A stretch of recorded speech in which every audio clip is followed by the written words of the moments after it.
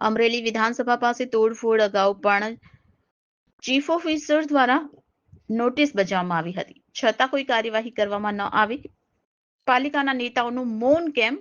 લોકમુખે ચર્ચા.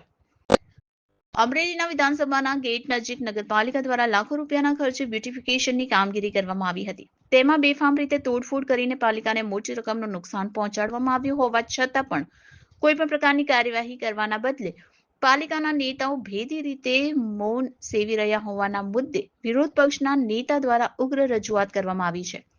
અમરેલી નગરપાલિકાના વિરોધ પક્ષના નેતા સેજલબેન પ્રહલાદભાઈ સોલંકી દ્વારા પાલિકાને કરવામાં આવેલી લેખિત રજૂઆતમાં જણાવવામાં આવ્યું છે કે અમરેલી નગરપાલિકા દ્વારા અમરેલી શહેરના લોકોની સુખાકારી સગવડતામાં વધારો થાય તેવા હેતુસર અમરેલી શહેરના જુદા જુદા વિસ્તારોમાં બાગ બગીચા બનાવ્યા છે.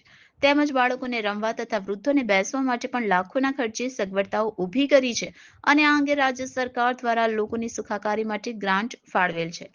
સરકાર દ્વારા ફાળવવામાં આવેલ ગ્રાન્ટમાંથી કોલેજ સર્કલ પાસે બ્યુટિફિકેશન ગાર્ડન બનાવવામાં આવેલું, પરંતુ વિદ્યાસભા સંકુલ પાસે અમુક લોકો દ્વારા જાણી જોઈને આ ગાર્ડનને નુકસાન કર્યું છે, જે બાબતે પાલિકા દ્વારા સ્થળ તપાસ કરતા વિદ્યાસભા સંકુલ લાઠી રોડને જવાબદાર ઠેરવેલ છે.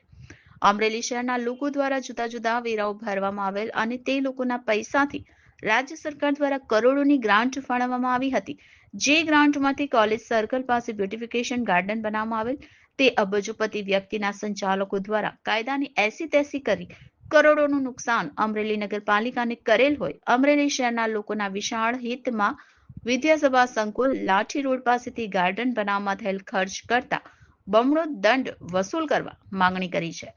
રિપોર્ટર ભાવેશ વાઘેલા, અસ્મિતા ન્યૂઝ, અમરેલી.